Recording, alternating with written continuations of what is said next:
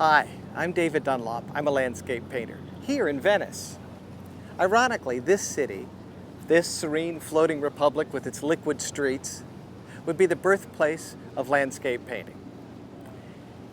Venetian theater, with its framing side curtains, its illusory spaces, its painted backdrops, will be the source of that origin. Venice has been calling artists for centuries. The Bellinis, Titian, El Greco, Canaletto, Monet, and Turner. How is it in the 19th century, one artist would redirect the course of art history, would revolutionize painting? JMW Turner. From a humble beginning as a barber's son, with a mother lost to madness and an education that embarrassed him, Turner would go on to become the unrivaled master of watercolor, the greatest of all landscape painters. Imagine you're Turner. You've come from London. You were raised in the smoky, dark, pinched alleys of London. Your world was monochromatic and fairly gray. To come here and find these broad expanses of water and sky, to discover this theater of color and light. The sun bouncing off of the buildings and the water. This would be the place for reinvention. Surprisingly, the reinvention, the revelation, the revolution in art should happen in such a short period of time. Turner makes 3 short visits here between 1819 and 1840, and all combined in less than a month. Yet, what he does here redirects the course of art history, will inspire artists across time. Jackson Pollock and Matisse claim his influence. And it's here that Turner's personal vision will triumph over old obligations to tradition and information. Here at this Dogana, here at the mouth of the Grand Canal, with the Piazza San Marco, the Campanile, the Doge's Palace, San Giorgio, the Palladio. All of this caught Turner's eye. All of this was his inspiration. We're going to set up our easels where Turner stopped, observed, experimented, and painted. Use his tools, manipulate the paint in the way we believe he manipulated the paint, and see if we can't step inside the eyes of Turner and discover his vision here in the city that was muse to his imagination.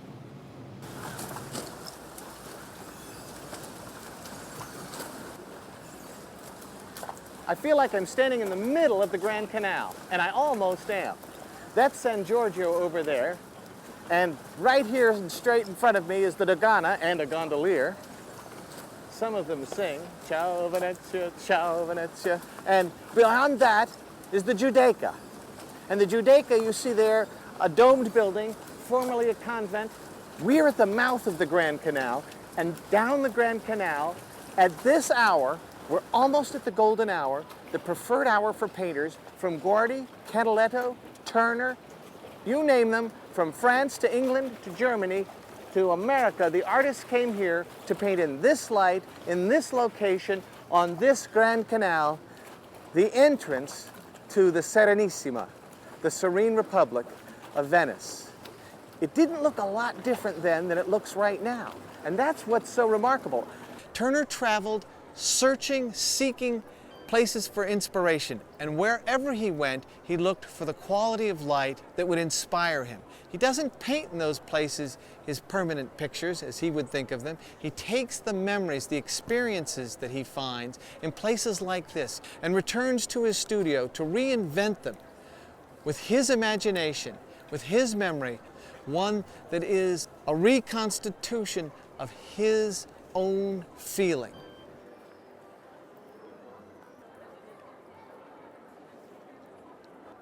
In all the world, there's only one stage set like this. This is the Piazza San Marco. For landscape painters, this is the money shot. This is the shot that was the money shot for centuries, not just for artists today, not for artists of the 19th century, but the 18th, the 17th, the 16th. The artists are serving the tourists. For tourists, this is the remembrance, the souvenir they want to take back and hang in the castles and the halls in England, in France, in Germany, and even the United States. And the artists who were indigenous to this place, like Canaletto, like Guardi, Marieschi, Ricci, all of those artists know that if you're living in London and you're an aristocrat, you're going to want a souvenir, and that souvenir is this view. Today, so many tourists come here, and they come here to see this, and what it represents is the seat of power. Like ancient Rome, Venice needed to declare and show its power, because this is the seat of the power to control the empire of Venice, which reaches across the eastern Mediterranean. For centuries, we're almost talking about a 1,000-year epic.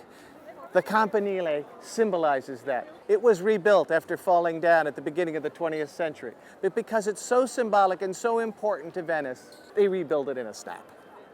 And inside of this space, at the far end, is the ancient Byzantine Church of San Marco. The connection between the East and the West. St. Mark, the patron saint of Venice, with his symbol, the lion. Rome has Peter and the key, but for Venice, they'd rather have Mark and his lion. The artists are going to try to capture some of that authority, some of that grandeur. And the way to do it is to start here, in the heart of Venice, in its most famous public space. Even the small institutions like the Café Florian, who've gone on for a very long time collecting the mail of Whistler, still here. The Orchestrinas, still here. By the time we're in the 1700s, we're in the last century of the Serenissima. Because at the close of that century, we not only lose the great landscape painters, Marieschi, Canaletto, Francesco Guardi, we also lose the independence of the Serene Republic herself, as Napoleon marches in 1797 to take this all in the name of France. And when Napoleon marches in, he not only claims it, he takes whatever he wants back to Paris. But he couldn't take this. And so we're left with that same splendid magnificence that the Doges like Andrea Gritti would have wanted us to see. Turner comes here to Venice to do his watercolor sketches. He visits 3 times, as we know, starting in 1819, last visit 1840. Interestingly, he stays right here at the Hotel Europa then, which is now called the Biennale, with this view, and he paints down here where I'm standing now. He's always painting, he's always sketching, he's filling countless notebooks. It's something he does, it's how he thinks. And they're quick sketches, they're quick pencil sketches, they're quick watercolor sketches. Some he'll do in his room, some he'll do here like you're going to see me do now. These are not finished pieces. These are meant as experiments for him to see what's going to happen, what can evolve, what are the possibilities in the watercolor. And sometimes the watercolors offer him possibilities for the oils. But he doesn't know what those are until he does the experiments. This is Turner's laboratory. Now, when he's looking out here in this situation, one of the things he gets is the Dogana, San Giorgio, and of course Santa Maria della Salute. Santa Maria della Salute is a very essential part of the visual landscape of Venice. It was fundamental to Turner's vision of Venice, it was fundamental to artists later in the century, and it's still fundamental to the identity of Venice. But of course it couldn't have been before 1630 because there was no Santa Maria della Salute then. Santa Maria della Salute is a baroque church. It's loaded with Titians, it's got Tintoretto, and it's got 125 sculptures on the outside of it. Rococo squirrels, it's a wedding cake of a domed church. It's the crowning achievement of Dogana, and it's one of the crowning achievements of Venice. And so it would naturally attract Turner. And it would attract him late in the day, earlier in the day. We're getting later in the day, toward evening, with the lights getting a little lower and a little more dramatic. What he does is he experiments with weather, meteorological conditions in his experiment with the watercolor. It's not just going to be a literal translation of the architecture. It's nothing like Canaletto. It's nothing like any of the 17th century, 18th century landscape painters. It's something entirely different. So Turner begins by sketching in little notebooks. They're no bigger than this. Some are even smaller than this. And he's going to do quick little linear sketches. And he tends to do horizons. So he'd take a look at this, and he's not going to outline the frame. He just notices the Dogana here, and a stretch, and a building situation, and a stretch, and a dome, and another dome, and he'll do it again and again and again. Now he's doing just what I'm doing as he does the outside edge. This is the silhouette against the sky. It's a contre-jour sort of experience, against the light. What Turner's doing is just a shorthand, notation. So he's comfortable with the view and how he might reinterpret it, because he's going to reinterpret it dramatically. He is not reporting. He's not interested in a landscape of fact. The information is not what's important to him. A drama is where he's going. He's coming from the sense of the theater, the sublime. This is the Romantic age. He's a child of the Romantic movement. He's imbued with the spirit of Byron and the melodrama of all those Romantic poets. And to do that, he's going to have to reinterpret the facts. So this is a quick, casual sketch. He's just interested in a placement of a design. Very, very basic. Frequently, by the time we're in the 1840s, there's no pencil at all. He's just painting, and it's just to get the effects. He'll put down, scrub out, work on several at a time. We know when he's doing the watercolors at home back in his studio in Chelsea in London, he sets up with 3 or 4 buckets of water, boards with the pictures there, and he's working on one to another, to another, to another. So this is a little atypical in his tradition of working with the watercolor. But then, over the course of his career, he goes from more careful work in 1819, as you can see, to something that's much more expressive and much more emotive and loose. Now, this Biennale headquarters used to be his hotel. It was known as the Europa. He paints from the roof of this building, and he paints down here on the docks as well. The sounds you're hearing of the water slapping underneath the docks, that's the sound Turner heard. So we're experiencing in an auditory way the kind of life that Turner experienced. Very noisy, lots of boats, lots of activity. He loved it. He loved it in London, and he loved it here. It's one of the reasons that I'm sure he was attracted to Venice. All right, just proportion. I'm going to do what he does, and that is change the shapes. So in order to get the scene from the Dogana into Santa Maria della Salute, I'm going to compress the space in between. Just slice out some of that midsection and bring them together. It's a very long triangle like this. A long triangle like this. Ending here with a bit of the very strong distance, far distance of the Giudecca over there. I just need to stand in front for a second to get linear perspective straight.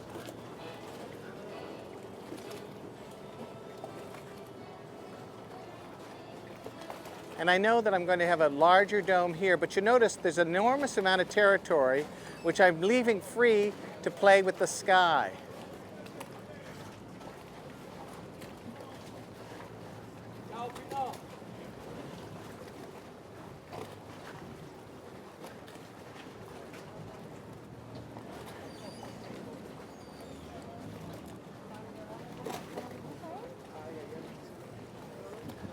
So having just set a few things in,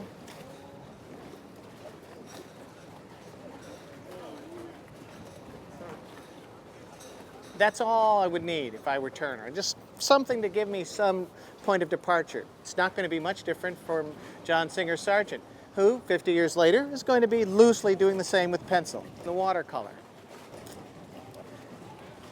A new white for him at the time was Chinese white. It's new to the 19th century, so it's an opaque white. They had been using lead white in watercolor, as he had too, but that yellows and discolors, and so it was very exciting to have a white that wouldn't do that. This is a gamboge color, and gamboge was a kind of yellow that we know Turner favored. Here it is in watercolor. An ultramarine blue, a lighter blue, more of an azurite type blue, a red, and this red is a carmine red, a red he would have, and a burnt sienna. Not many colors, just a few because he'll mix. By 1865, after he's gone, he dies in 1851, this is replaced by alizarin crimson as a less expensive alternative.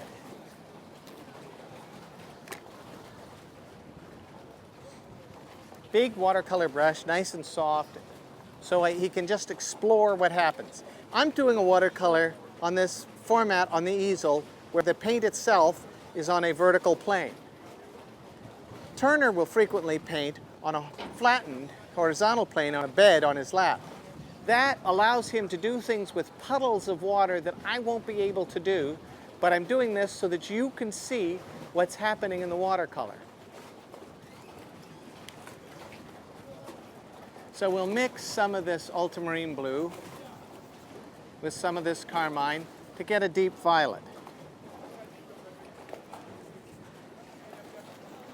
And he'll scrub in and out of the paint. If I want it to go a little grayer, I add some of this brown, the burnt sienna. And you can see how much grayer the paint can get. If I want it to go back to violet, I go back and add more blue or red. So you can direct the paint to go in different directions. And if you want it to be flatter, you add white, and which will make it more opaque.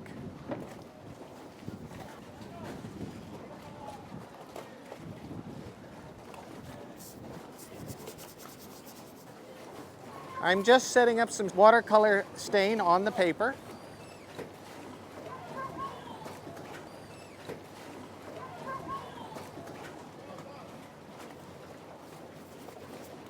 Let me make it as violet as he would have.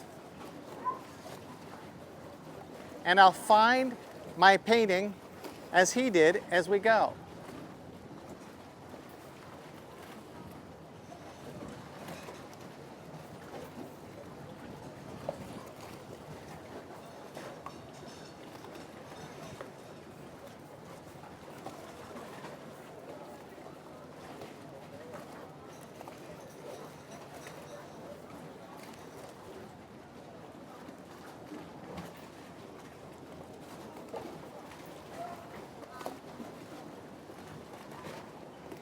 With Turner, we can get nice, deep, rich color. He's working with the pigment itself and adding gum arabic as he goes. So it's a paint that has this kind of viscosity. If I make it more purple, I'll get less green when I go into the sky if I decide to use a yellow.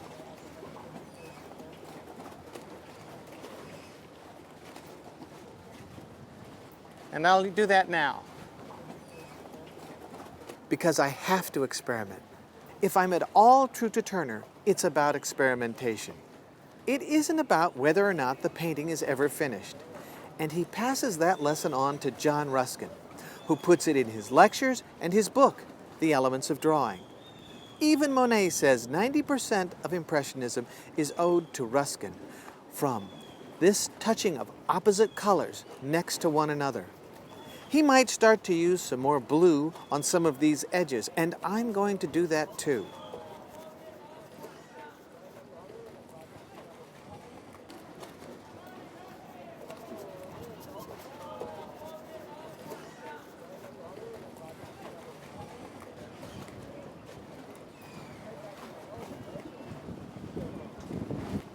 One of the things we know about Turner is how much he loved orange, orange and blue, yellow and violet.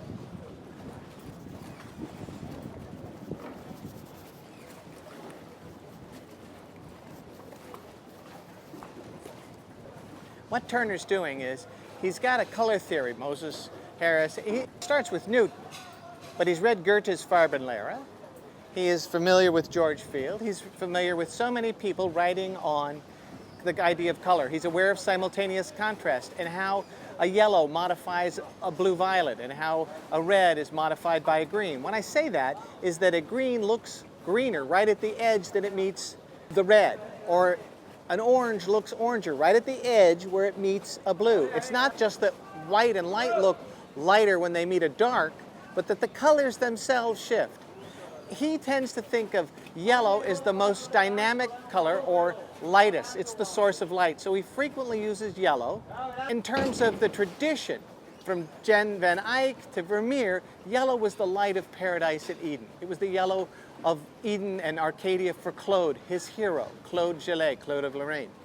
And so it's not surprising that he would have his own fondness for yellow as he experiments here with what we're doing here.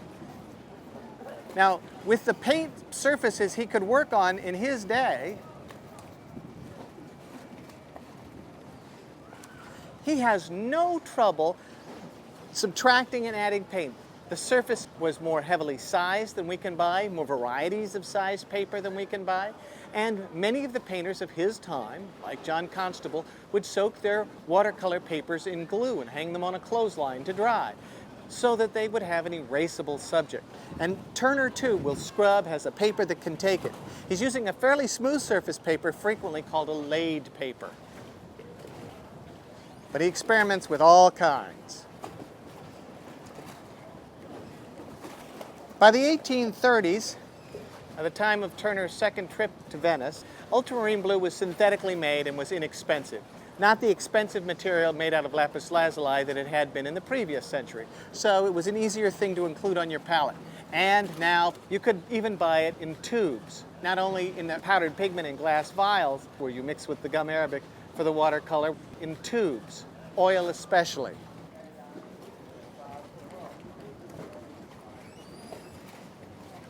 Because simultaneous contrast, lights and darks, were such an important aspect to him of the drama of the painting,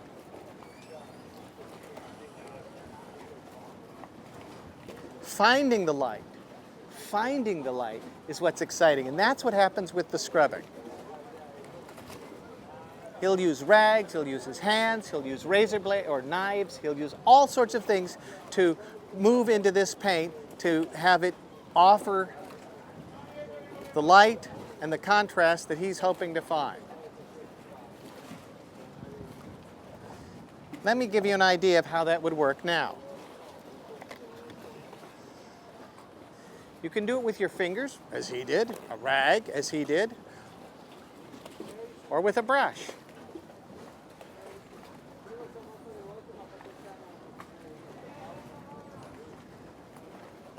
The colors are not particularly staining.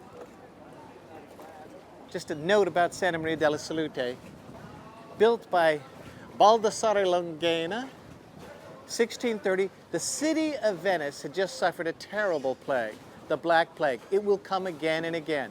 It took their great artist, Titian, and it's going to take many others. And it had taken 1/3 of the city. They actually thought they were lucky at losing 1/3 of their city's population.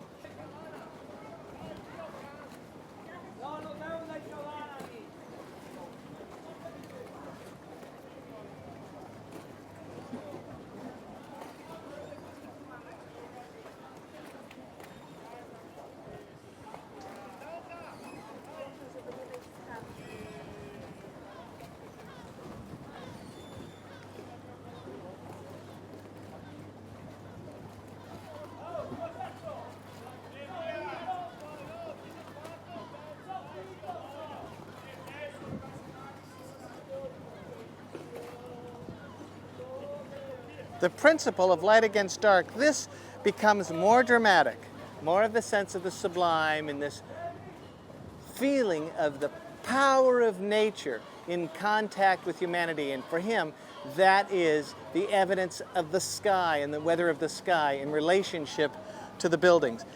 Devouring the buildings in part, or not.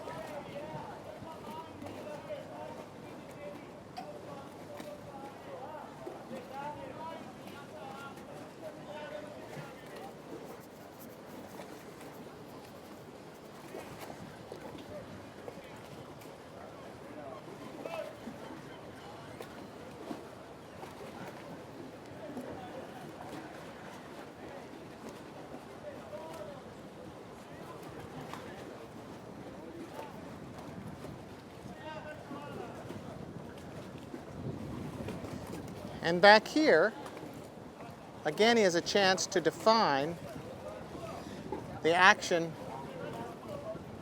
in another way.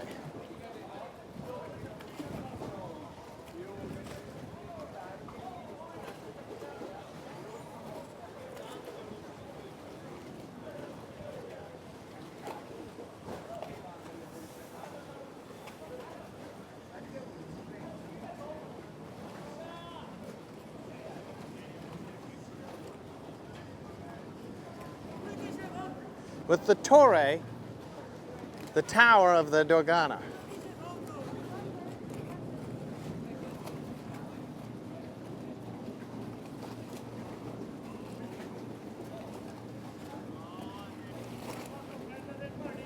Now I'm going to stand in front of the camera again to make sure I don't tilt, because I'm on the left side. My perspective is skewed, so I don't see what the picture's level is.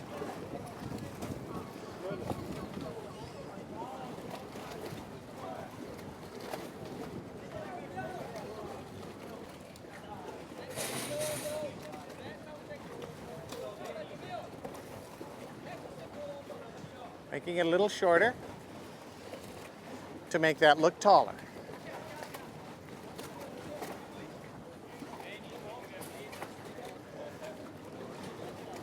The shorter this wall is, the longer it will appear horizontally, and the taller the domes on the other side appear. Now we have this curve. This is the design curve in a serpentine figure S, which is a customary design shape for our Turner.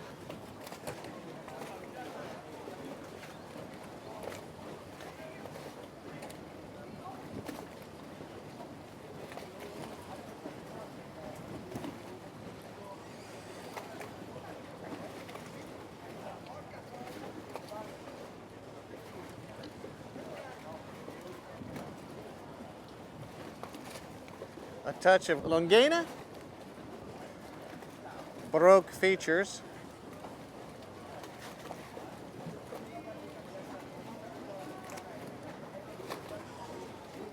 Now, how long do you think Turner would have spent on one of these watercolors? They're just meant to happen pop, pop, pop. He doesn't take long. Just a few minutes, he's got one, and he goes, time to start another. Same theme, same place. Let's see what else I can do with the same experience and see how to transmute my feelings into paint. So I'll take the tape off of this one now so you can see how he just continues to play with the same location, changing it dramatically. See?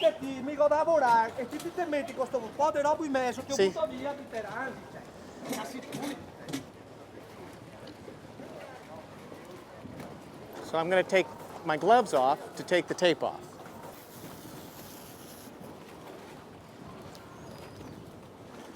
I'll hold it in position so that you can get the idea of a quick 10-15 minute watercolor sketch by Turner.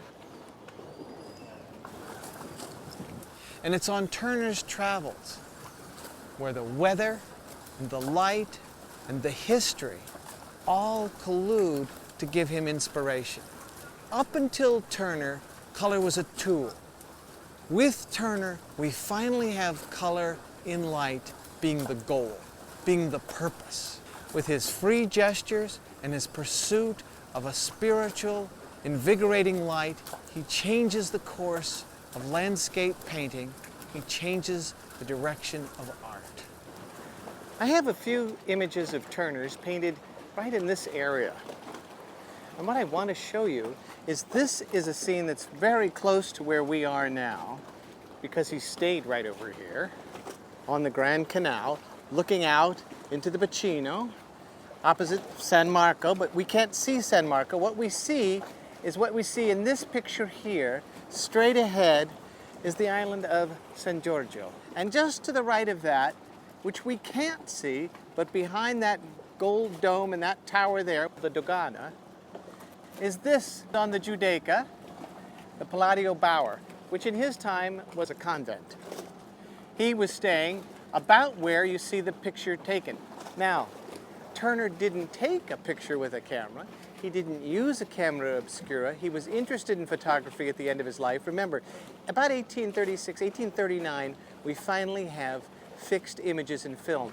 And Henry Fox Talbot does that in England, while some French artists have just discovered it simultaneously in France. So we're electing to do what Turner did, standing very close to his hotel, the Hotel Europa, when he's taking a look at this scene. And the hours he chooses are late in the day. It's the golden hour.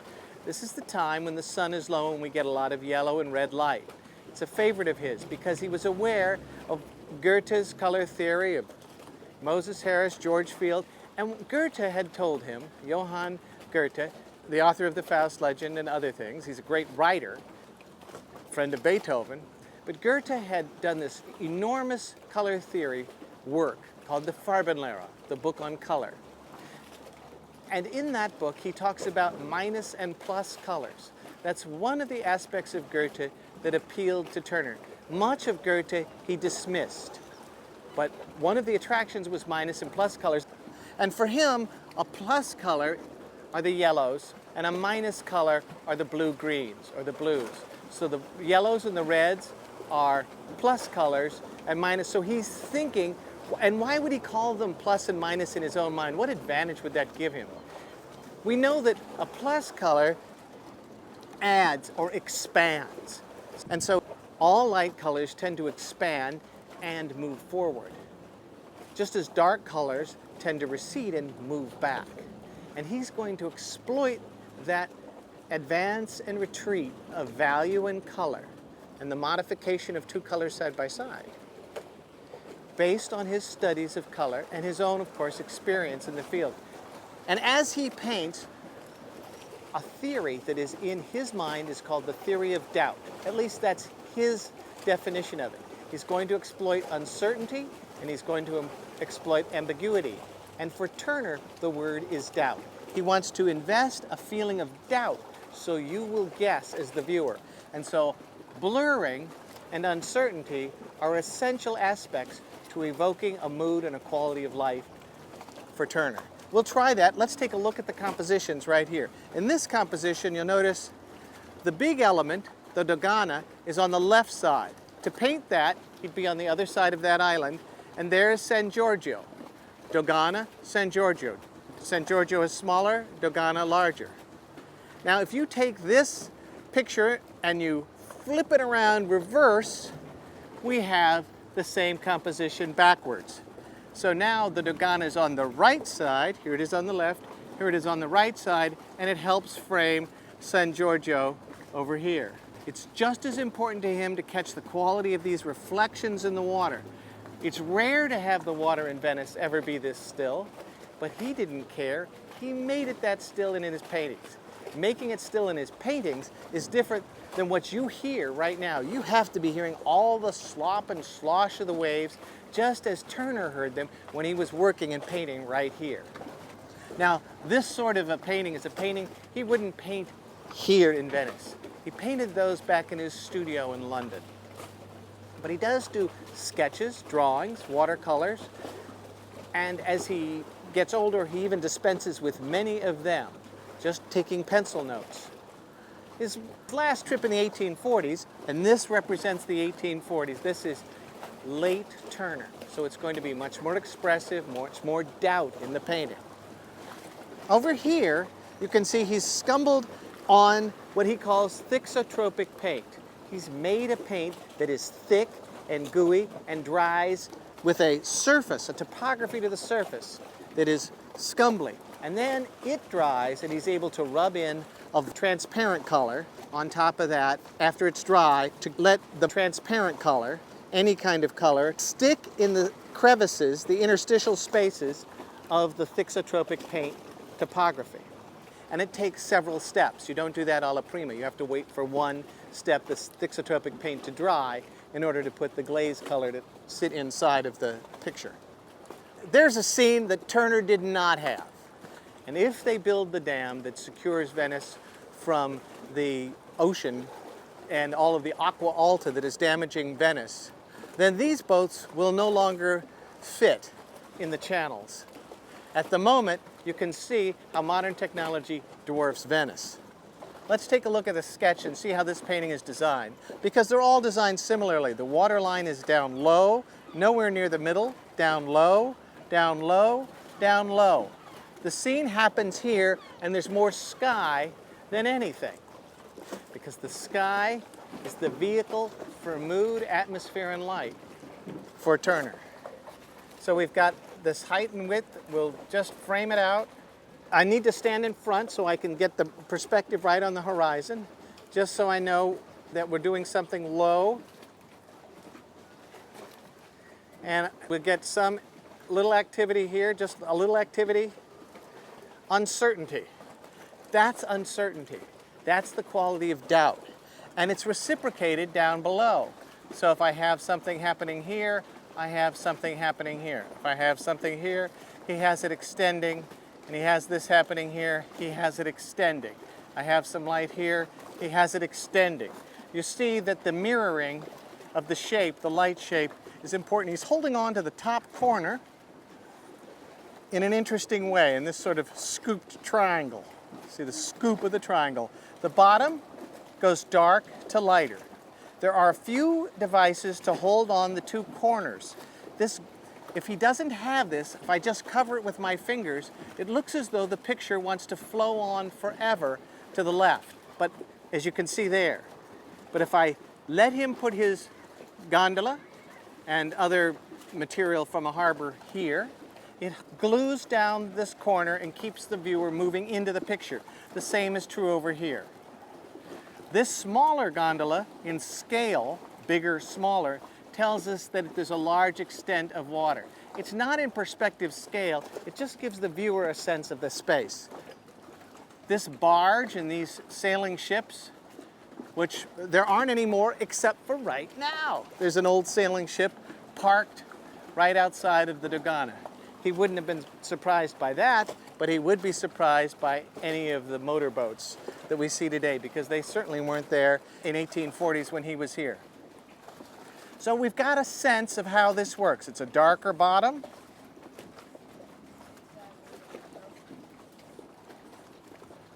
And we'll look for this triangle shape, 1, 2, 3. See this triangle moving in? So we've got the dark shape down here, another shape in here, another shape echoing above it, and then down in here. So we've got this triangle. So we have a nice triangle here. We have just this scoop. So we've got this tower scoop, which goes like this. And then the sky itself occupying with a dark corner, holding on to everything up here. So we've got this shape, essentially. And we're going to try some of that right now with some of the exaggerations and the mutations that Turner allowed himself in painting this scene.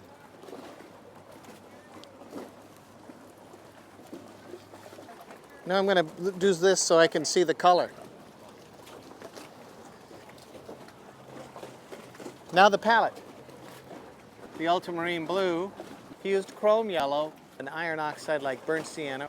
This is vermilion and azurite blue and white. It's got a variety of blues, some blue or green, and he also has cobalt blue. The underpaintings here are very warm and light, especially by this stage in his career. There's no colored underpaintings now. He wants them light. Now, the beauty of an iron oxide like burnt sienna or a gamboge is that you can pull it back out. It'll stain the linen, and you can find that color to help it act as a complement to what you would put on top, and you can build your values out of that, find your light into that color. So if we were to mix, for example, this iron oxide and this yellow, we'll get a yellower base than I would using just the yellow, but warmer than using the yellow by itself. There was a new yellow. I mean, he used gamboge yellow. This is not a gamboge. He used chrome yellow, which was a new yellow at the time, which was a transparent color and really appealed to him.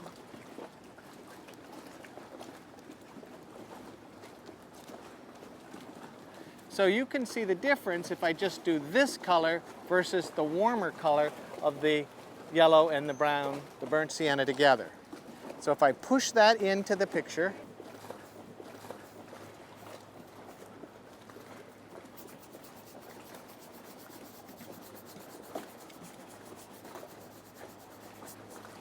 that's a color he loves. That's a Turner yellow, and you're seeing how we've mixed it with two colors that have some translucence, so that when I lift them off, we get a feeling of yellow light.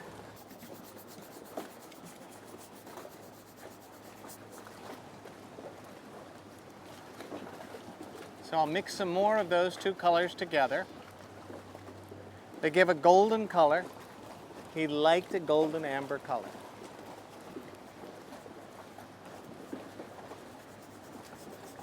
He has some paintings that are just devoted to this color. He'll glaze with this color, begin and end with this color. Now he can deepen that color, and you can deepen it in a variety of ways. Remember, this is a plus color, according to Goethe and the part of the theory that Turner liked. Now if I deepen it, I can go a couple of directions. I can just add more of this. I can go blacker by adding this, the ultramarine blue. And it's still a transparent color. I can go redder and keep it in the plus family.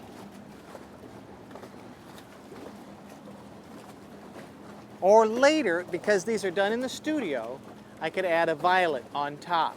But if I add the violet now, it just gets very gray because there's opacity in the violet. And these are all transparent colors.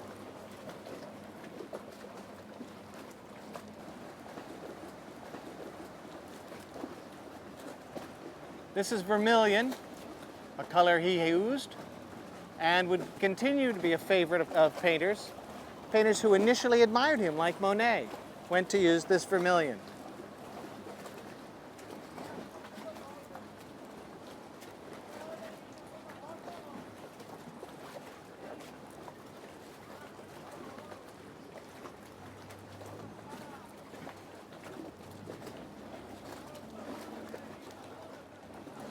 Something a little hotter.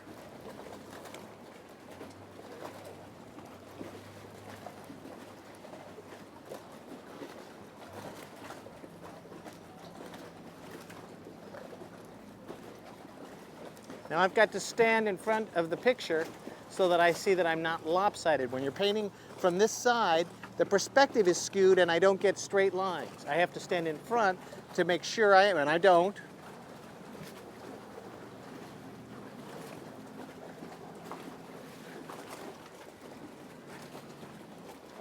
His biggest critic was probably Sir George Beaumont, who was forever being perplexed by all this atmosphere, all this emotion, and wondering where are the details. And Turner was not a painter interested in details. He was interested in a condition of doubt.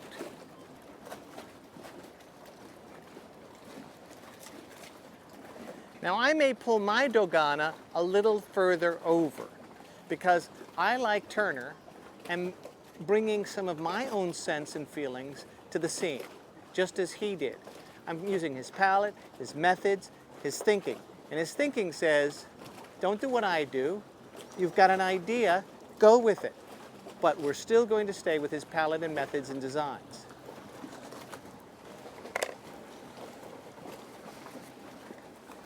So here we are, time traveling to the 1840s. 1840, his last trip, his longest trip here, 2 weeks here. I'm down into the oil, picking up some walnut oil.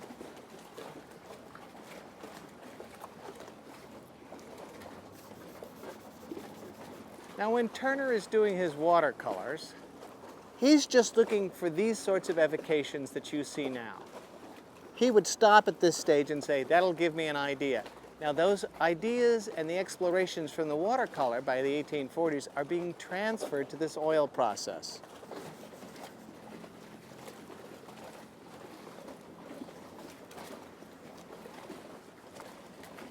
The lower we make that the smaller this space becomes, the farther away and the deeper the space. Turner had the chair of linear perspective, the perspective chair for the Royal Academy, and he held it for a long time. It was a sinecure.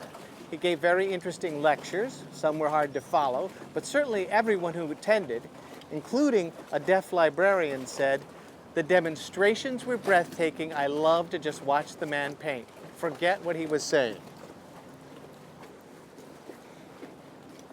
Here's a chance to do some scrubbing and then lay in more paint. Scrub, lay in more paint.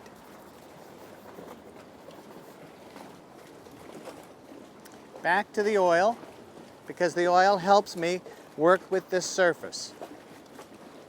I don't want this space to be the same size as this space, and because it's add and subtract, plus and minus, remember, when I add a paint, I'm subtracting light. When I subtract paint, I add light, which is why he uses so many transparent colors, so that he doesn't subtract too much light. His goal is to get something that emotes light. For him, the emotional power resides in the sensation of light coming to the viewer. He knows you're always going to guess what's here. So long as you have a theatrical expression of light, you'll guess something wonderful.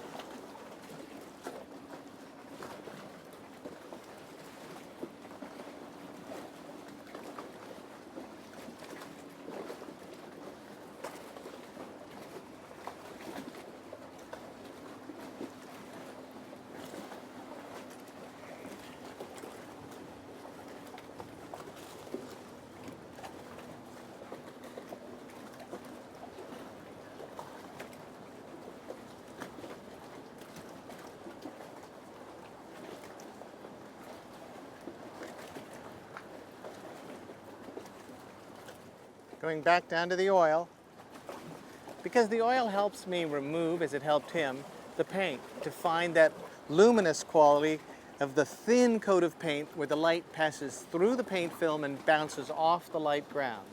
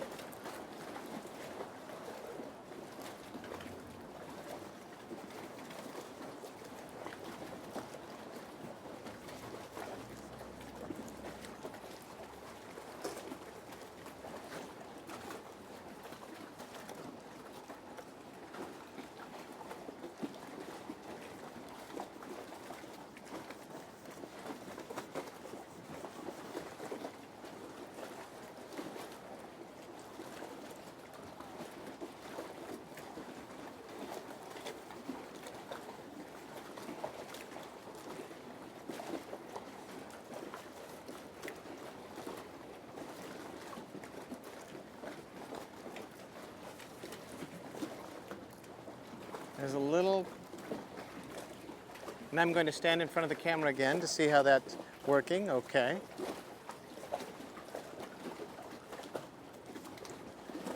The Dogana.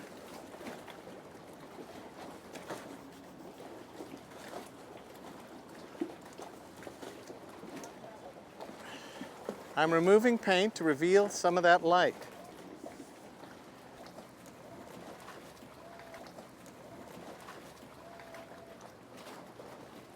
And to keep alluding to the nature of the structure that's here.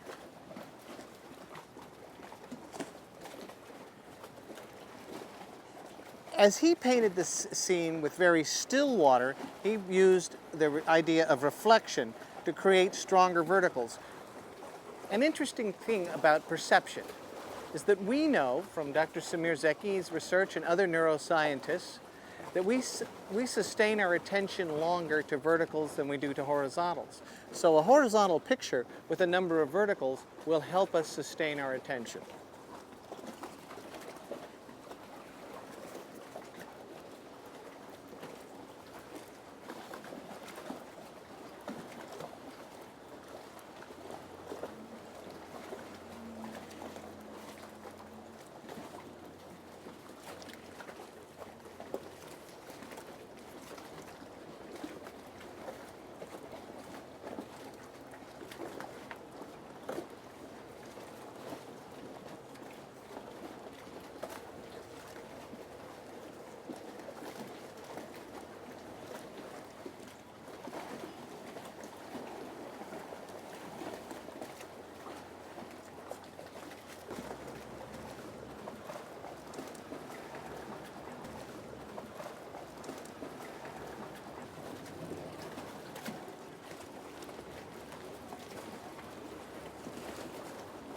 I'm going to scrub some of this sky around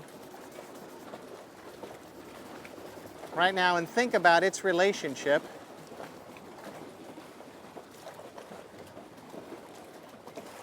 to the picture.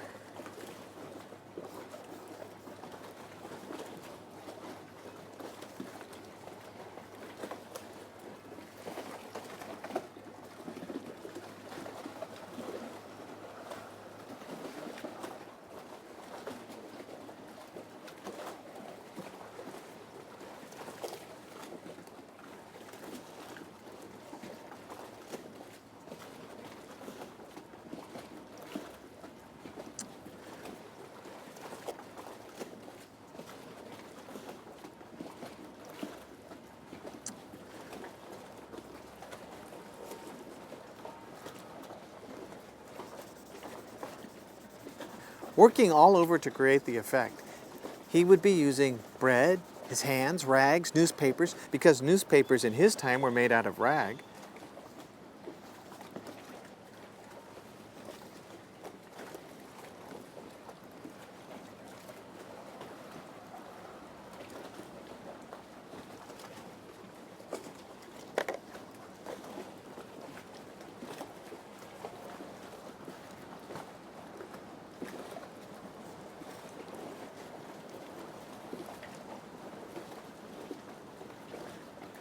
The idea of dissolving the buildings, dissolving the edges, so that you're left with a vapor, nothing substantial, insubstantial, because it's the air that gives you the feeling of color and space. Dissolved edges give you volume. Broken edges suggest their presence, but dissolved edges just give you volume and space. Turner was interested in illuminated air.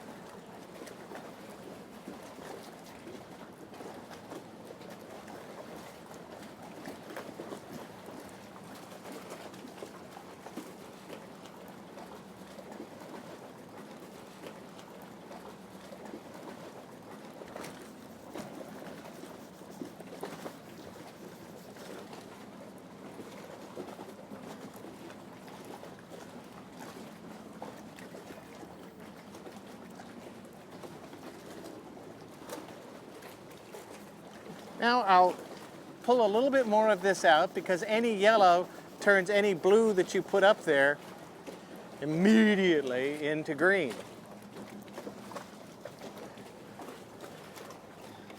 And I have ambitions for blue. So it'll be a blue-violet. And a blue-violet threatens less to go into green and give you more of a gray tone than a green tone because the red is keeping the yellow from going green. So as I mix here with the white, picking up some white, putting in some blue, a light blue.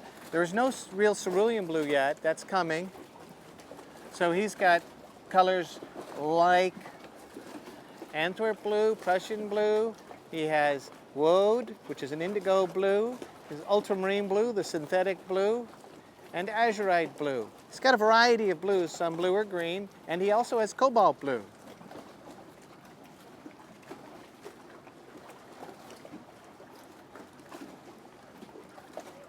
So I'm making a violet here, bluing the violet up. And if I want it darker, a little stronger, I'll just deepen it with this.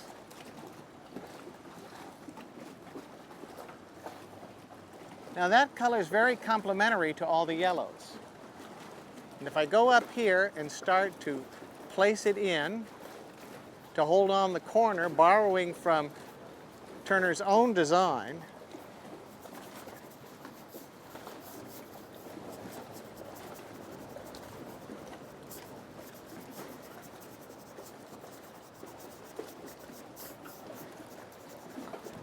deeper on this side, lighter on that side.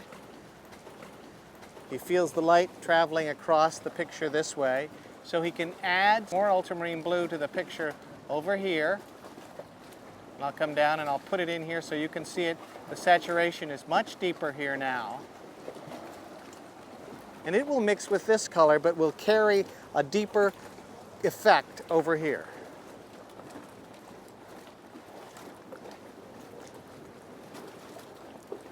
And the complementary effect of that blue and these yellows and oranges is something he found personally exciting.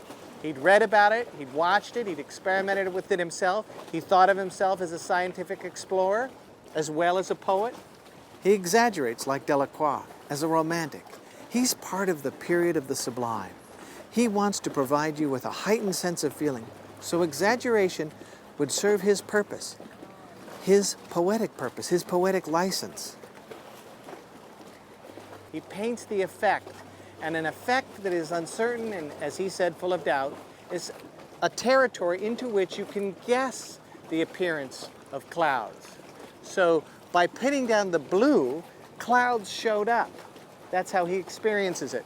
And similarly, if I want to put down a little bit of this red into here, something a little deeper violet, and you see I use some of this red, the vermilion, into the blue to get a violet. If I want it to be lighter, I'll have to add a white, but I want it to be fairly deep, fairly deep. Here's what happens if I add a white so you can see how it gets paler and grayer. So the more mauve aspect comes alive as the paint moves from darker to lighter. And again, that's complementary to all these yellows and oranges.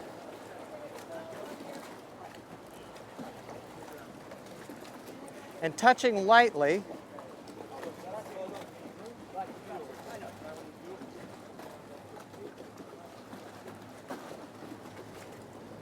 we can catch some of that color here. One of the things Turner did that other artists did not do is he stared at the water. He would study the water for long periods of time, to the extent that people thought he was a bit daft. What is that man doing, hunkered over? He's just been looking at the water for 30 minutes. Well, he's getting a sense of how reflections work, how colors work. It really has no color by itself, and it's a mirror that's reflecting the activity of the sky.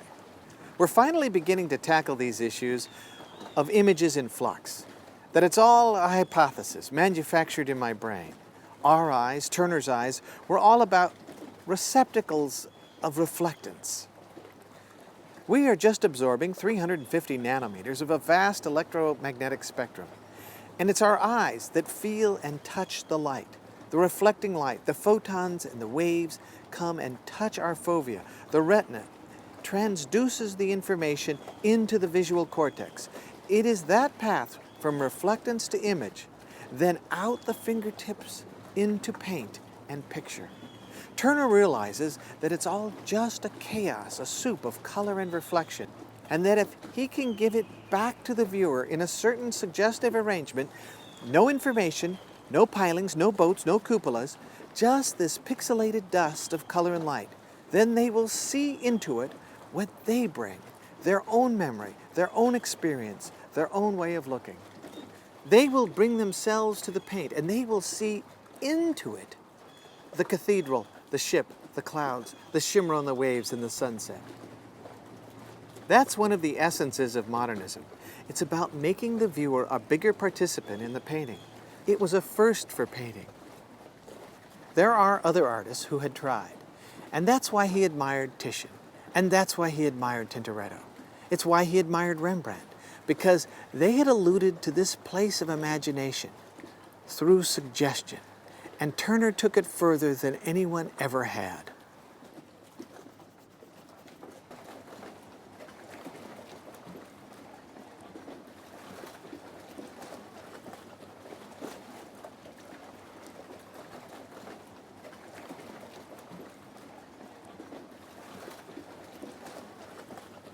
Now, if I deepen that again, as I want to, so that I can get a deeper feeling of that darker color holding on this corner of the painting, just so that there's a dark mood and set of shadows holding on over here. I don't have to explain it. He counts on what Ernst Gombrich will call the beholder's share, the viewer supplying an answer. to the ambiguity.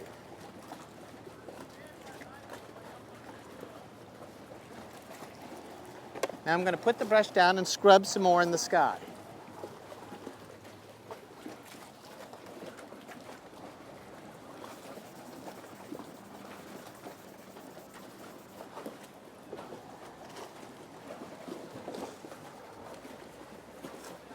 Now I have turp on my brush, on my rag, no brush, rag. And he used rags, painted with his fingers.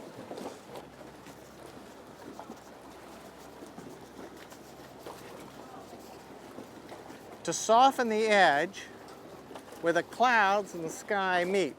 That softer edge creates a greater sense of volume. The more broken an edge, the more indiscernible the edge, the greater the sense of volume for that territory. The more cleaved or sharp the edge, the flatter the space.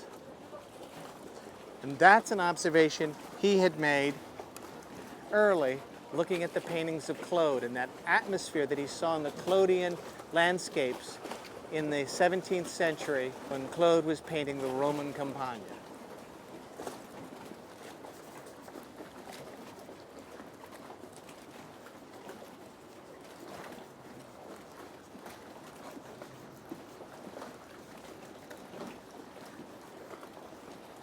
One of the things he would want me to do is to take risks.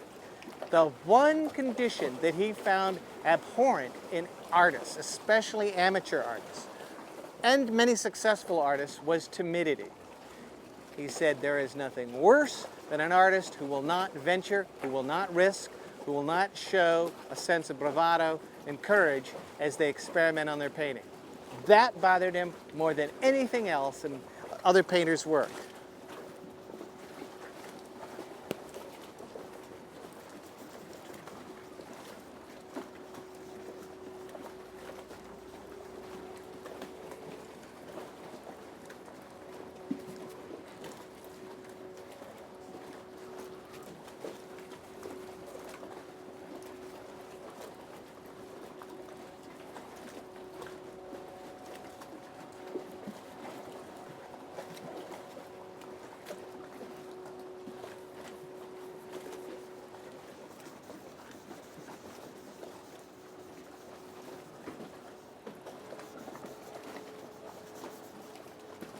It's why Turner is a hero to so many expressionists of the 20th century, just like Francesco Guardi. He not only was because he was taking risks, because he was unafraid of messing with it, messing around, of experimenting with chaos. Because as Nietzsche said, out of chaos is born the dancing star. It is out of chaos that we discover possibilities. That's what Leonardo da Vinci had said. Look into the moldy stone wall, look into the embers of a fire, look into the chaos. And so Turner was trying to generate a condition of chaos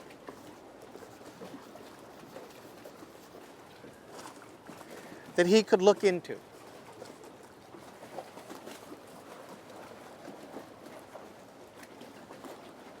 Claude inspired him, not only because of the composition, but the light, the idea of a golden or amber glazed light, with the light emanating from within the picture. When he got to the point that he could paint, he thought as beautifully as Claude. He said, I want to give these paintings of mine to England. I want them to hang side by side with Claude's so people can see and compare. He was very generous. He left over 350 oil paintings and approximately 20,000 of his works on paper to his country.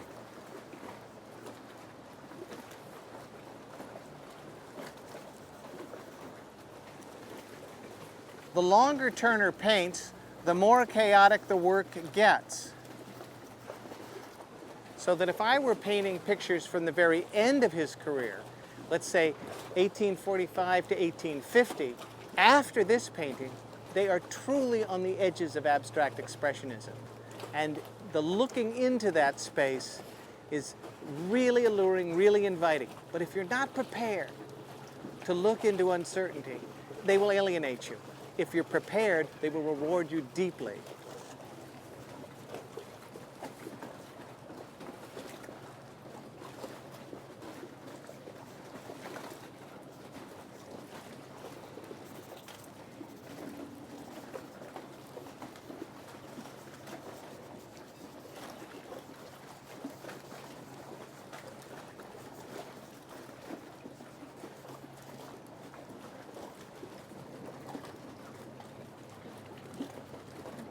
See, I'm putting some paint on my finger with the paper towel and rubbing that into the canvas so that it picks up the color.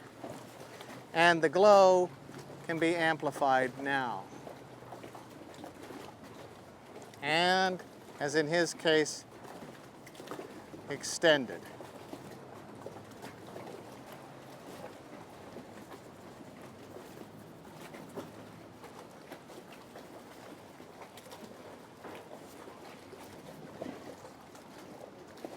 I'm going to go to a little bit smaller brush, a 1-inch brush.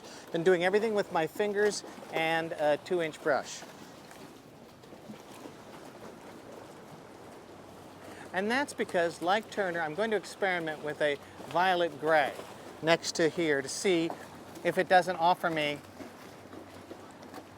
a way of amplifying the colors that are back in here.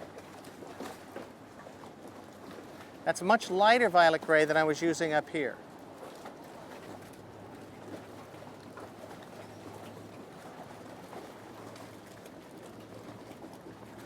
It's not just the light, but the color of the light that was important to Turner.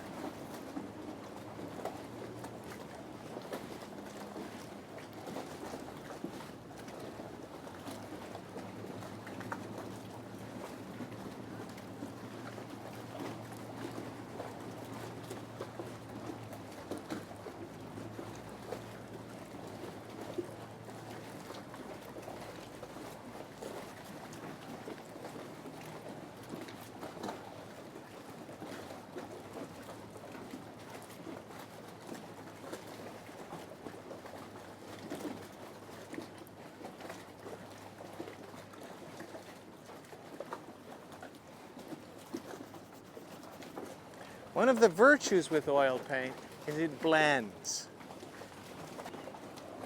Just by putting that light violet against these yellows and oranges, you can see the modifying effects of simultaneous contrast. There's more glow, there's more light in the picture.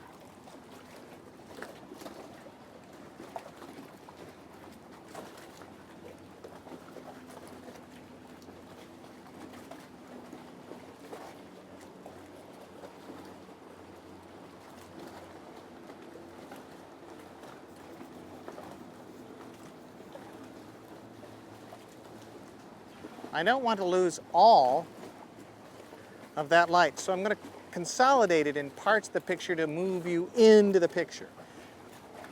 He has a little darker over here, a little darker over here, darker corner, darker in the corners here to move you into that space.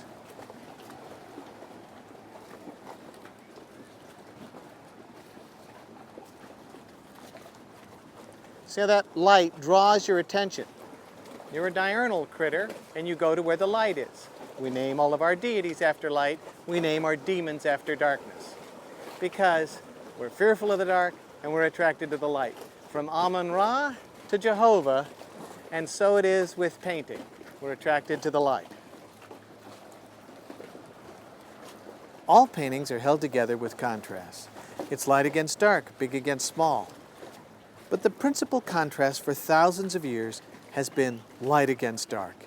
It's the heritage of Apelles. 2,600 years ago, Apelles established that light advances and expands, dark contracts and recedes. Light is the source of inspiration. Light is the source of revelation, of deity. Darkness is the source of mystery, of the demonic, of threat.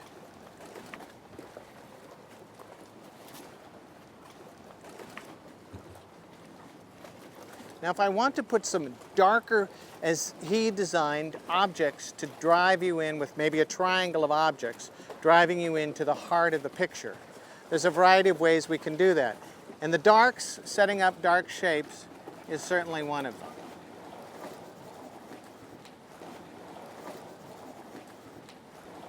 More light still. So I'll prepare this brush, put it in the turp, wash off the light, go to the oil, and start to gather up some dark paint.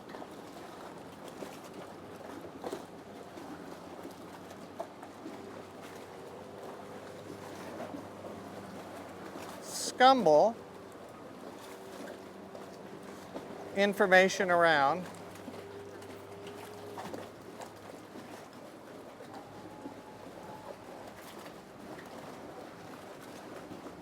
We don't have to know what it is, we just feel that there's something happening.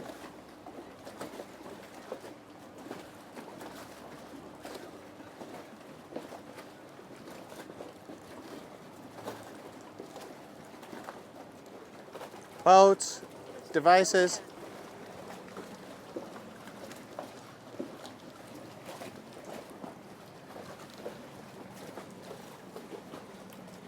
Let's hold on to this corner too.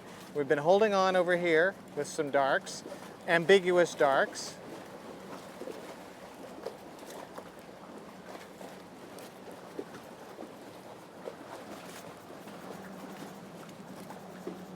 As we are there.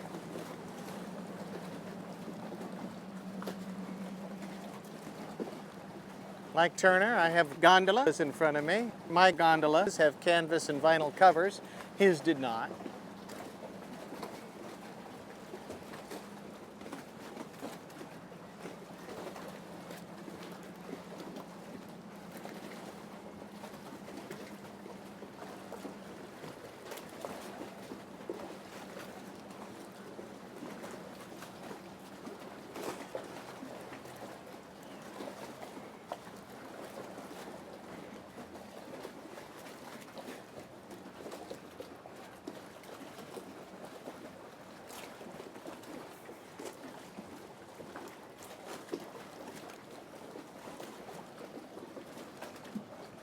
A little deeper blue if I wanted to do something to the top of that tower.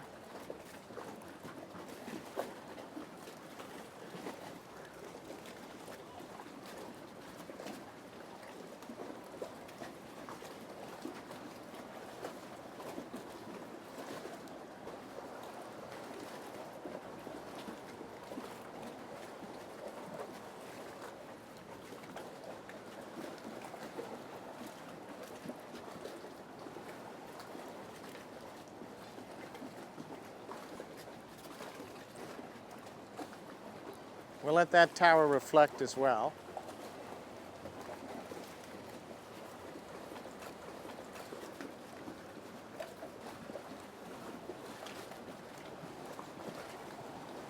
Put a little terp on the brush, or just put a little terp on the brush, and mix it with, let's say, the yellow. Let it mix with the orange color that's back here to pull out some more light here.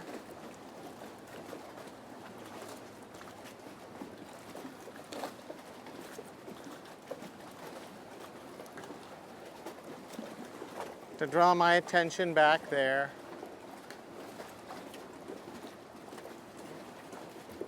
Or to draw my attention back here.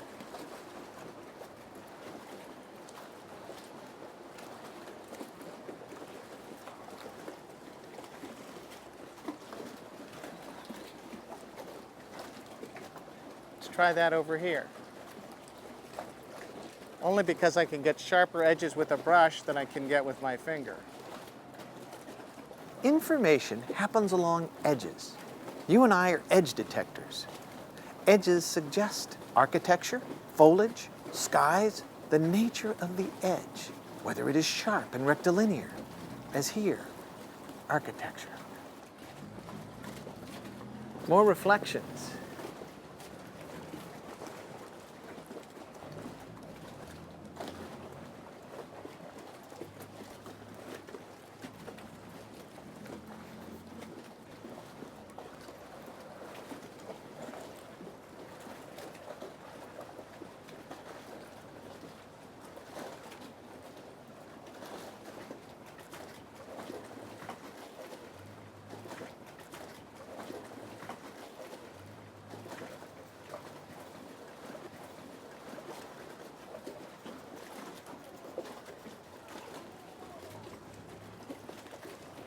Deeper still.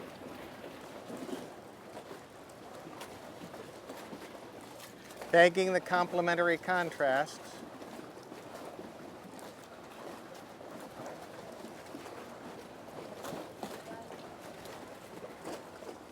Deeper violets, getting to lighter as we go across the surface.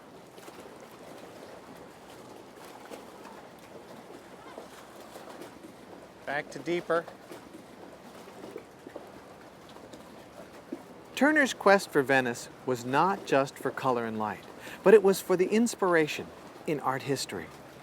Claude, his greatest inspiration, eclipsed only marginally artists like Tintoretto and Titian, and they were to be found here, throughout this city. In both Tintoretto and Titian, we find two artists who found their way to their feelings, found their way to the drama of persuasive gesture in paint, standing back from the paint and feeling the experience, the poetry, the music of the painting, not the information. And Turner was determined to mine their imagination, their experience.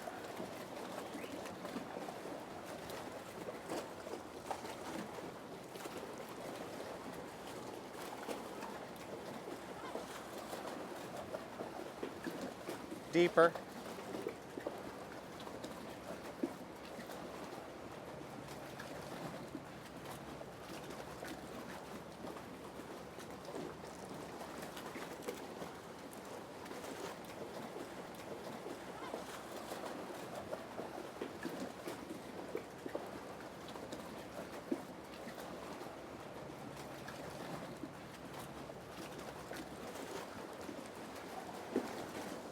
Now my triangle is shallower with not as many elements.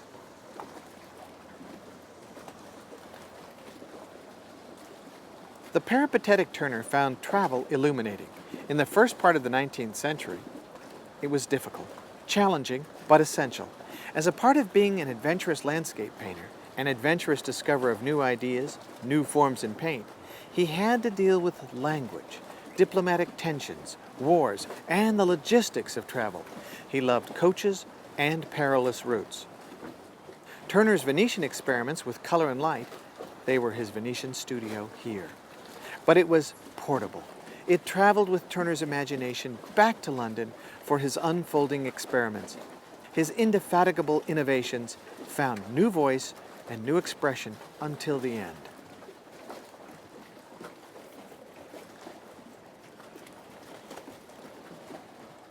Back to some darks.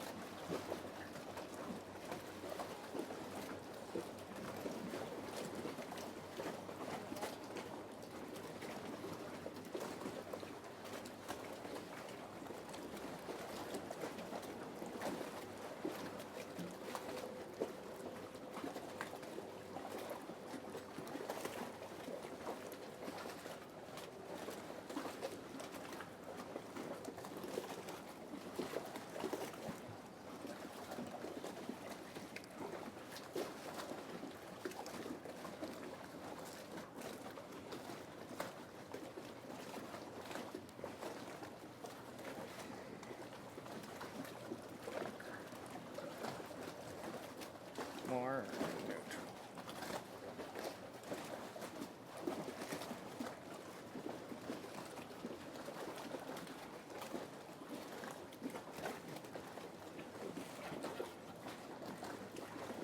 Now I've used violet and yellow because they are complements to give an exaggerated sense of drama. Because he's a dramatic painter who loved the idea of exaggeration. He loved the idea of poetry. Romantic poets like Byron's Childe Harold's Progress. That sort of poetry inspired him.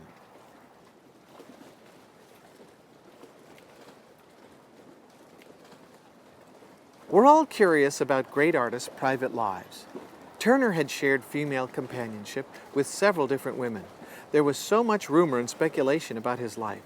He was quixotic in his dress, quirky in his personality, and became the subject for much guessing and rumor, as with his housekeeper in his studio in London, later the widow Mrs. Booth. Locals referred to the aging Turner as the old admiral, husband of Mrs. Booth.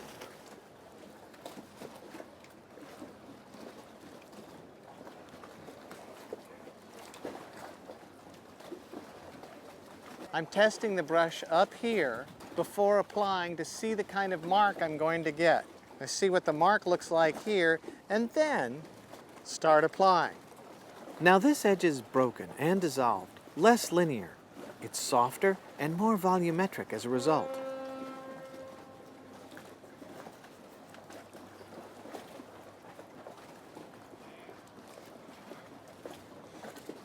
I test my paint. Because he's conscious of watery reflections, I might take a color, as he would, that we pushed in here and then reflect it down in here. It answers the idea of reflection.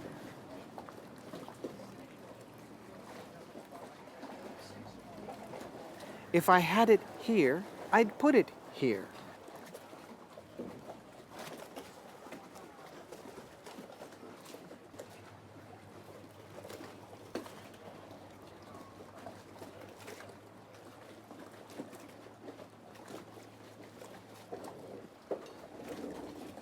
I can deepen some of this, and I'll lighten some of this, but that comes with the scrubbing, which he does a little later. We lay on, we take off. We lay on, we take off.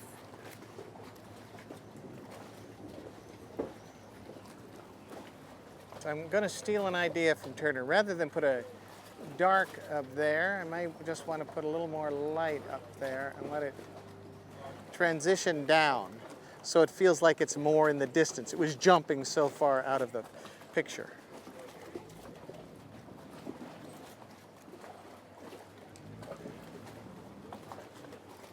And what he does is joins the background with the foreground. That's what I'm doing. Activity, it doesn't matter what it is, just that it is. The older Turner gets, the more suggestive he gets, the more ambiguous his pictures get. They're less narrative.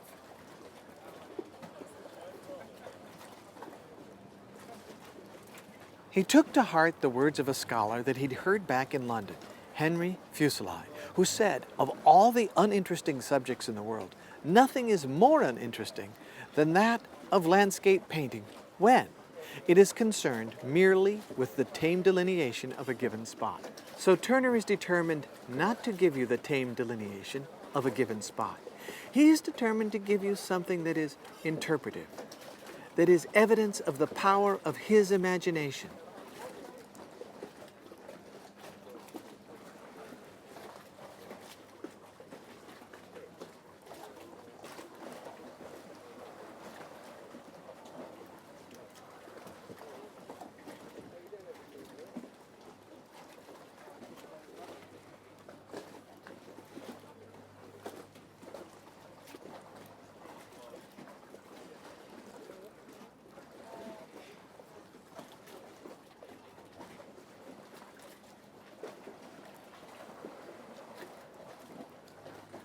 Deeper. As a young artist, Turner apprenticed in an architect's office, and there he counted the windows. But as an artist, he learned to discover that art was not about enumeration. It was about psychological effect. And psychological effect meant invention, ambiguity, and suggestion.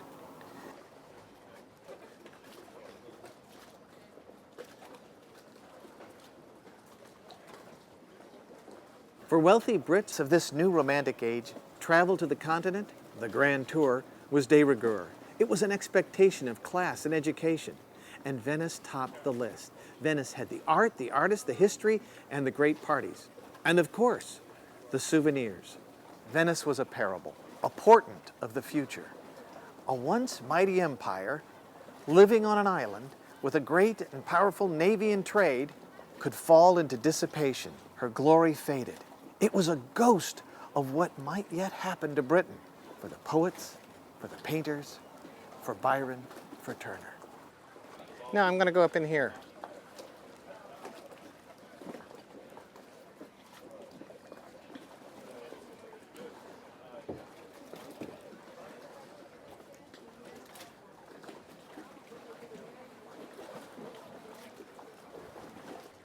So I build a better triangle.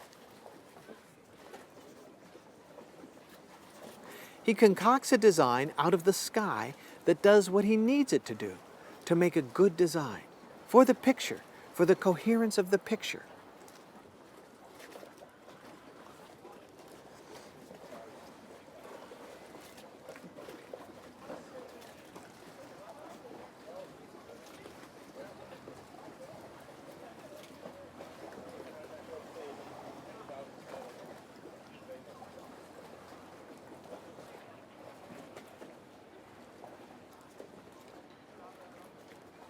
I may move to a bristle brush because I just so much paint down.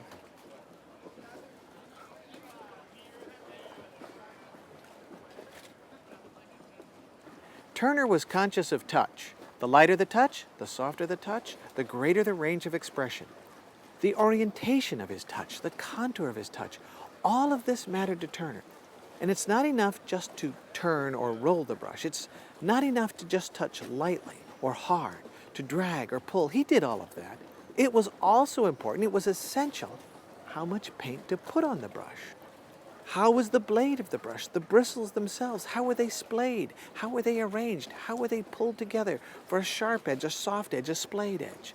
All of that would evoke so much. Whether or not it would be the texture of a building or the curve of a wave, it depended on the touch of the brush, the load of the paint, which is why I'm wiping my brush. I wipe my brush down to bring it to the level of paint that is right for the expression on the surface.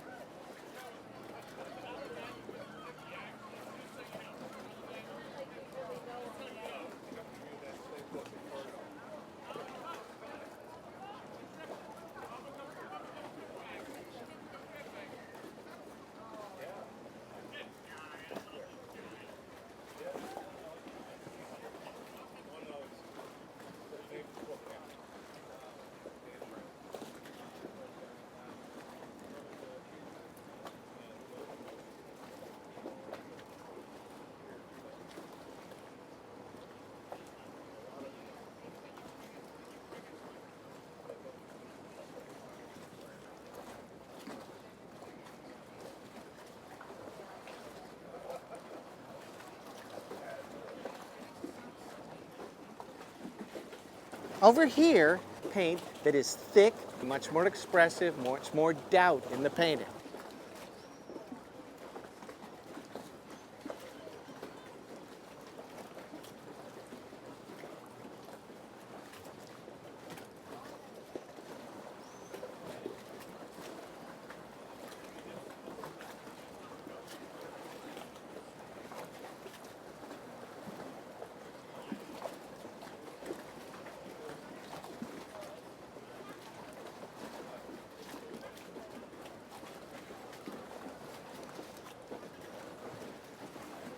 Go back to this color.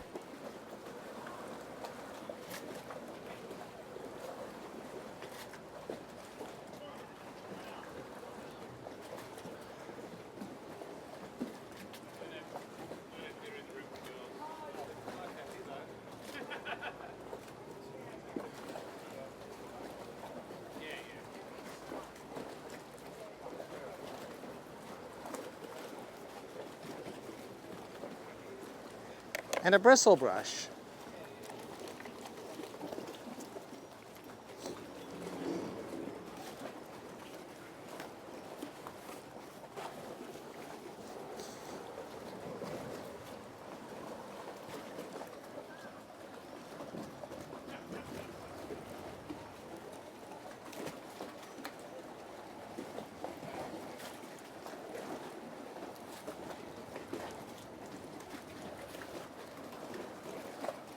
We know he used ox bristle brushes.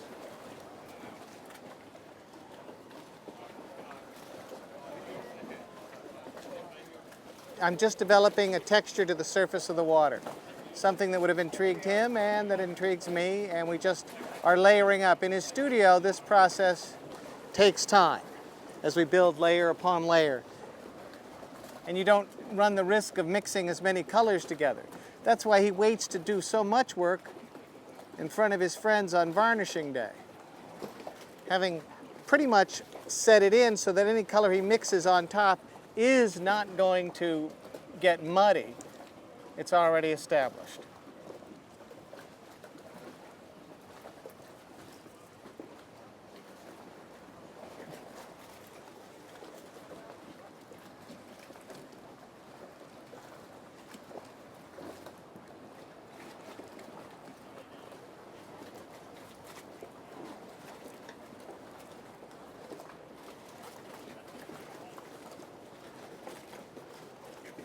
A little more white.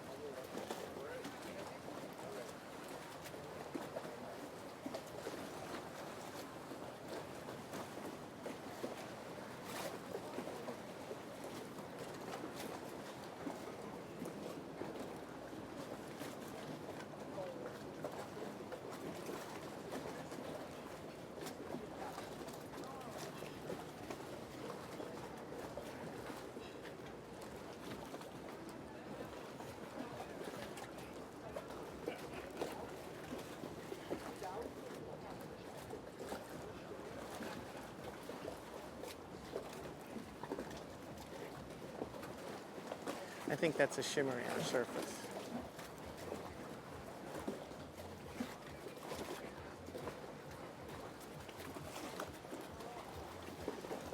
Now I'll float some things on top of that much more textured surface than I had a few minutes ago.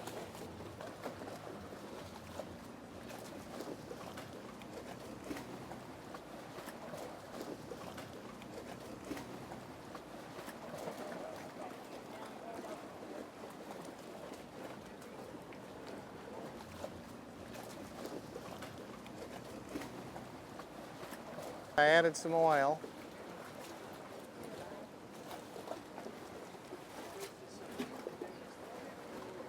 So that the paint would try to lie more on top of the surface.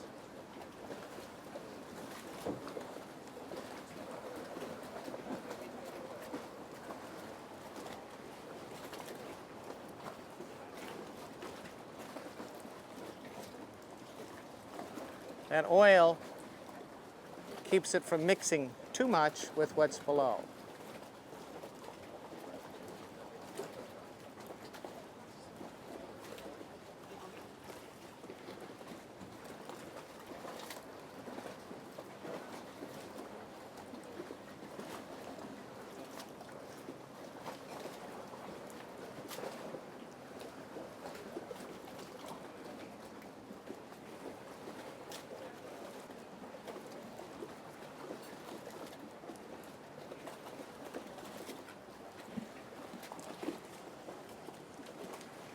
We don't have to know what they are, just that we're guessing.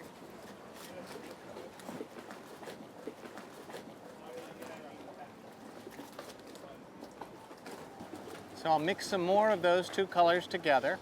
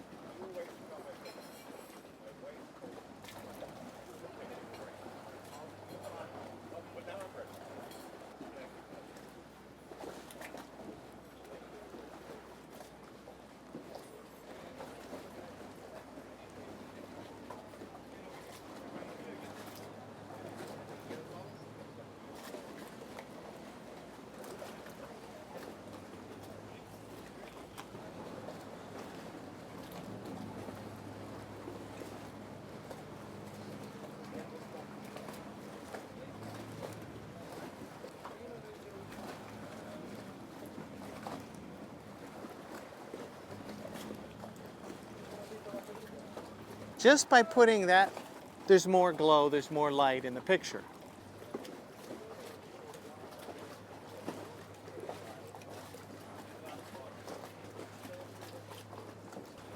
Needed balance.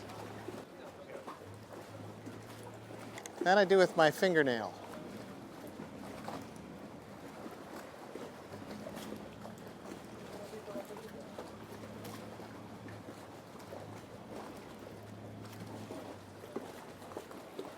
I'm just backlighting a few of these clouds.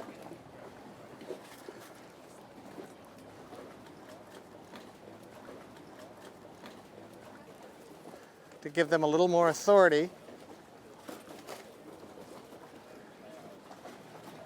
Like other artists of his time, Turner was a travel painter in pursuit of scenic locations. Early, it was architectural commissions. Later, it would be travel commissions from publishers to paint the scenes of England because he was unable early in his career to go to Europe. Politics prevented that sort of travel. Publishers would take his paintings and convert them into engravings. It's how many people became acquainted with Turner and built his reputation.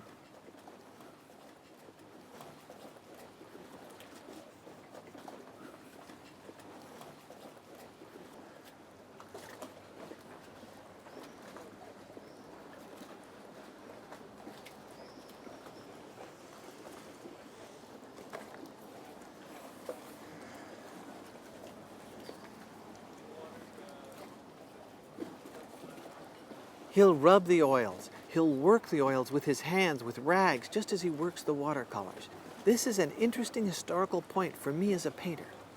Leonardo da Vinci, Titian, Rembrandt, and Turner paint most of their pictures with their hands, with rags, and less with brushes. That's really significant.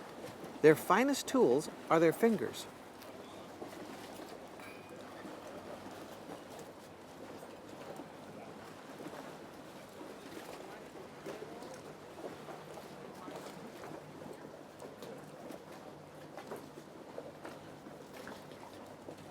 Put a little more light up there.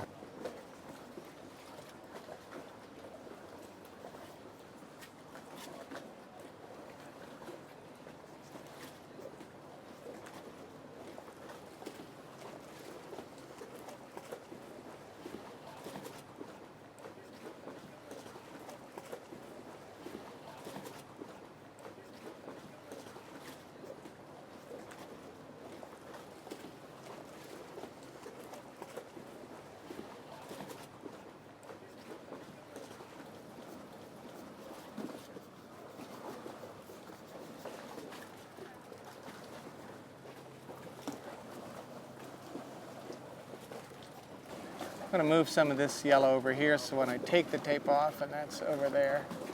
And I'm going to wipe my hands off.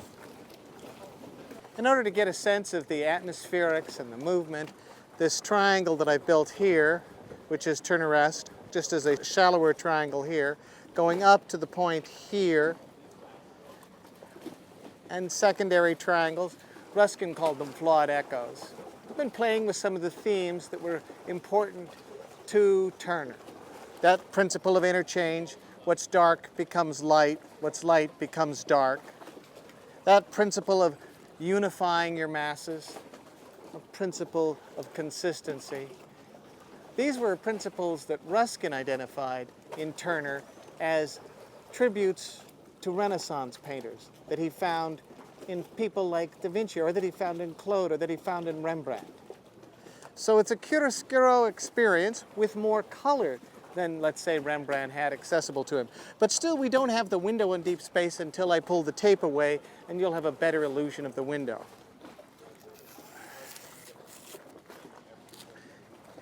There's much less water here than you think. As I pull the tape off, you'll see how I was working with the water, and there was far less than the screen was probably showing you.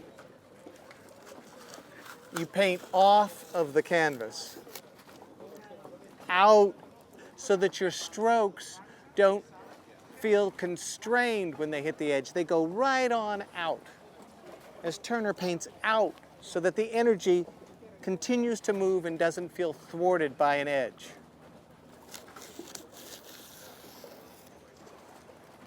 And so there's not quite a big territory of sky. There wasn't as much here.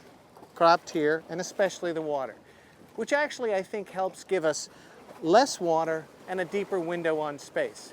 As you lower the horizon or raise the horizon very high, as the Japanese idea would come to Europeans later than Turner, or lower it down here, which was a Dutch idea, so you could see that in 17th century Dutch paintings. He knew them, he borrowed it. That gives you a greater sense of drama, either a little here or a little here. Amplifies, provides theater.